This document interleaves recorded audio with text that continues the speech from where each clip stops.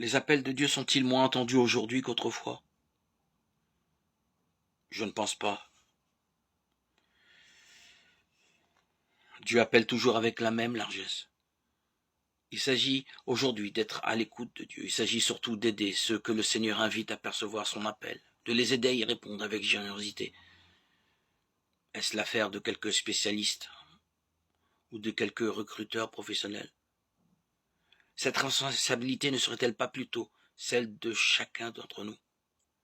Ne serait-elle pas tout spécialement celle des foyers chrétiens, puisque le plus souvent Dieu jette la semence dans le cœur des enfants? Nul ne peut se désintéresser des appels de Dieu. Il faut avoir un grand soin d'être à l'écoute.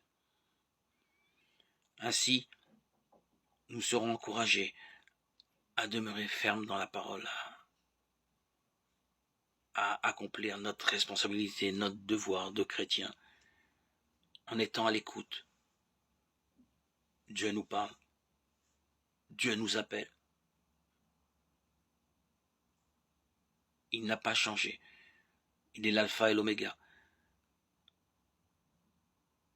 Dans chaque siècle, dans chaque génération, il nous appelle avec la plus grande des largesses.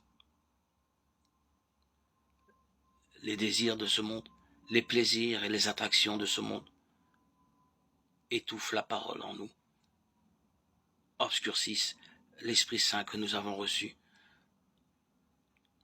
et nous plongent dans les ténèbres pour nous cacher la lumière.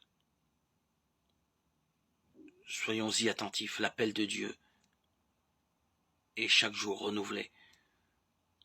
Renouvelons aussi notre désir de nous attacher à Dieu par la parole, la prière, la méditation, la lecture régulière de la Bible,